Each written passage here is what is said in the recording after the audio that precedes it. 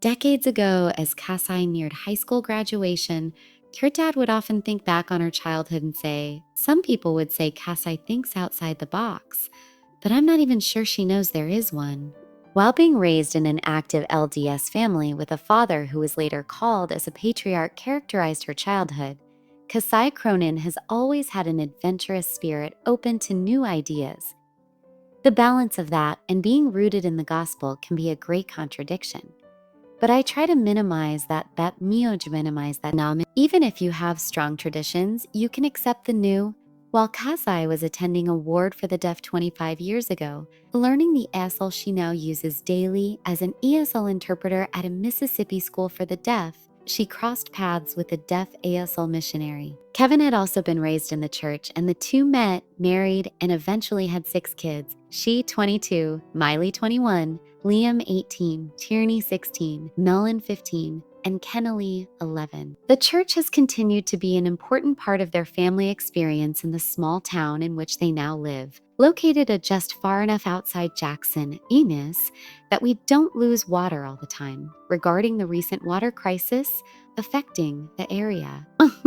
After moving away to Alabama for 5 years, a couple years ago, the Cronins moved back to Mississippi and into a new ward dynamic, in which they found they had differing opinions with leadership that were initially hard to navigate. They chose to speak up. For the Cronins, having a deaf dad means communication has to be deliberate. They don't holler from the other room, and all calls are FaceTime calls. When they feel something, they say something. The Cronins operate off a spirit of the law philosophy and choose to get excited by kids who choose to go to church. During their move, they experience growing pains with other leaders who prefer more of a letter of the law mentality with strict modesty and morality policing. Rather than step away, Cassie and Kevin leaned in to try to make this environment better, not knowing yet how much their family would soon need it. When one of their own children revealed she too didn't exactly fit in the box. Back while mothering her first 3 young kids, Katsai figured she could write a book on expert parenting. All 3 were soft-spoken, clean-faced, shy, the type of kids you could confidently take out of a high chair at a restaurant. She on occasion questioned why other people's kids were bossy terrors. Then I had my 4th and by necessity had to become an "oh my gosh, I'm sorry, I'm her mom, and I'm coming right now" kind of person. Because he explains Tierney was wired differently from the beginning in all facets. As a child, she loved all things scary and intense, including shark attack books and her favorite flip-flops with sharks on them. Cassie says, she's still super fun and fills a lot of space wherever she goes. And Tierney loves sports, like really loved them. And Cassie spent an extreme amount of time bonding with her daughter as she drove her to softball tournaments and basketball and track events. When Tierney was around 10 or 11, Kevin asked Cassie if she thought their daughter might be gay. Cassie now recognizes Kevin may have been more intuitive in this regard as Cassie shut down those early thoughts. When Tierney was around 13, she confided in her mom that she was indeed uncertain about her attractions. She thought she'd had crushes on boys, but she wasn't sure. Cassie observed Tierney didn't seem to feel or act the same as her older and later younger sister did, but Cassie advised they put a pin in it and just see what happens. When Tierney was 15, her parents noticed she was spending a lot of time with a particular female friend. She'd come home with a new ring or stuffed animal, and when asked its origin would reply, "My friend gave it to me." When Tierney wanted to go to dinner with her a friendie and Cassie asked if she needed money, Tierney replied her friend would be picking her up and paying for her. After a few months of this, Tierney said, "Mom, I need to talk to you. I have been dating." Cassie chuckled and said, "Yeah, I've been waiting for you to tell me. It's kind of obvious." Later that day, Tierney also opened up to her dad over an ice cream date.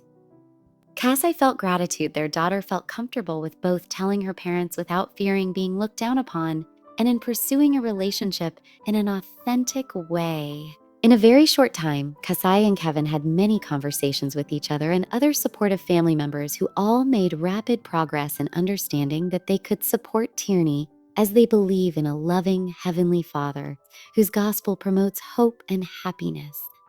While being the parents of a gay child triggered more concerns related to the church culture and traditions, though not necessarily the gospel itself. For Kevin, Cassie says she came to the realization that if the church doesn't bring us increased hope and peace, then I'm doing it wrong or someone else is. Determined to let this mantra both enhance and drive her spirituality, Cassie started to analyze various approaches and opinions to others' perceptions about raising a gay child. While her family is also supportive of the couple's dating, Tierney's girlfriend was initially more hesitant to share her orientation with peers because of her Bible Belt surroundings and different Christian faith that delegates some to hell for certain practices. Kasai appreciates that in her religion, at the very worst, anyone considered a dedicated sinner.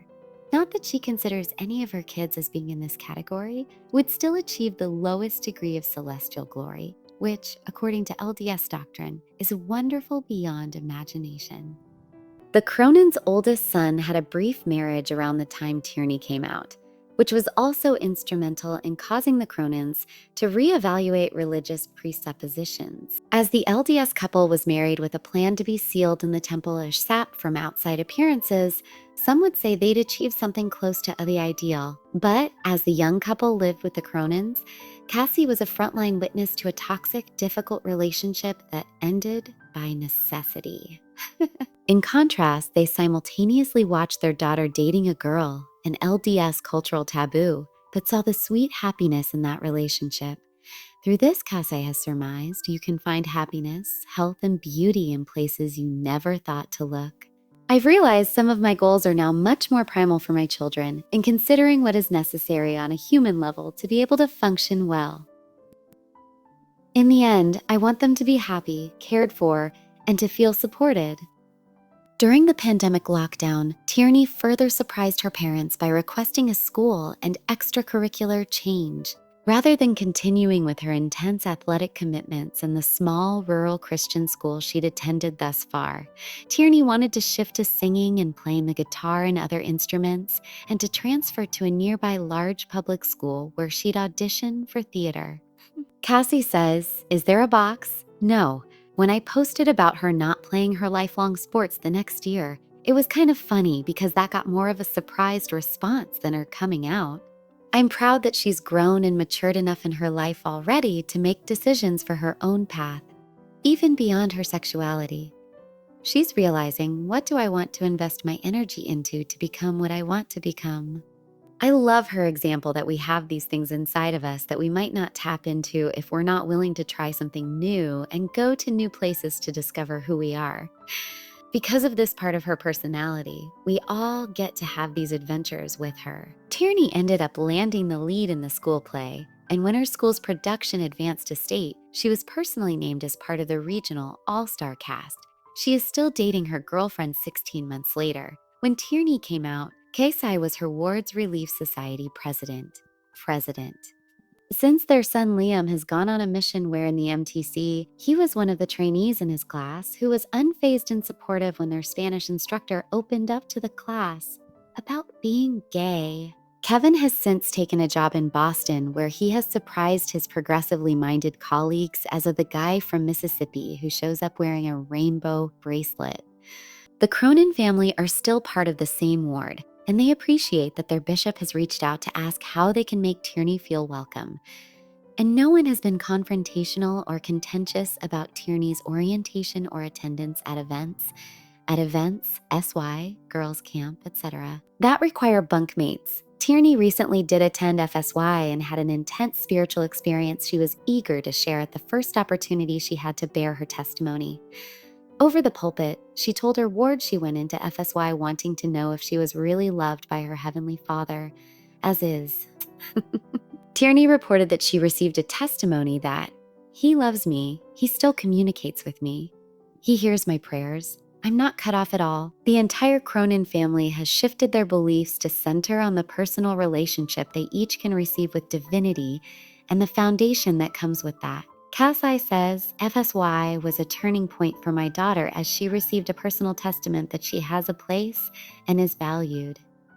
My prayer as her mother is she'll always carry that with her, regardless of her standing and involvement with the church. When it comes to parenting, the Cronins acknowledge that some out of the box adventures their children have brought to their world are as unpredictable as the state of the Jackson Munish water supply. Some adventures are hard, and some are great, and some are great. But Cassie says, at the end of the day, that's where the joy and connection come in our family through continuing to show up for one another.